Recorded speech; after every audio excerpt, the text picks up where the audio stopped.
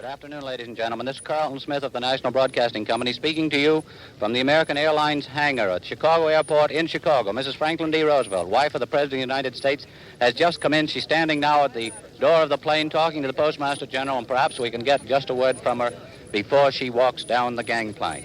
She came here with the announced intention of doing anything that Jim Foley wanted her to do. So perhaps while they're standing up here right now, he's telling her just what he wants her to do.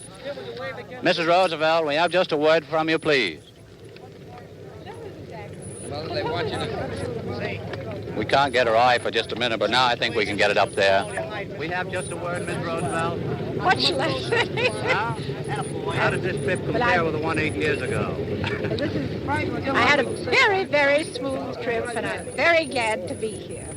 Thank you very much, and that's all we can get now. We didn't get the answer to our question, how this trip compared with the one 8 years ago when she came across country, as we recall it, she came across. In any event, we know the President did, in a flight from New York when he came to the Chicago Stadium to accept the nomination of President of the United States.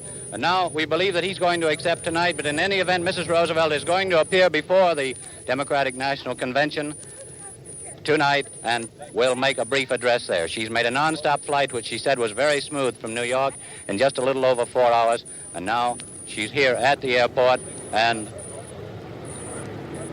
she starts down the gangplank, so we can't... They're crying here for more photographs, more photographs, more photographs. Shaking hands with Mr. Farley. Ms. Roosevelt announced that she's coming here to do whatever you wanted her to do. What's that going to be? Well, Mrs. Roosevelt always does the right thing at the right time. Thank you. That's the answer from General Farley. I don't know whether you heard our question or not, but it was that Mrs. Roosevelt had come here to do whatever she wanted him to do, and what was that going to be?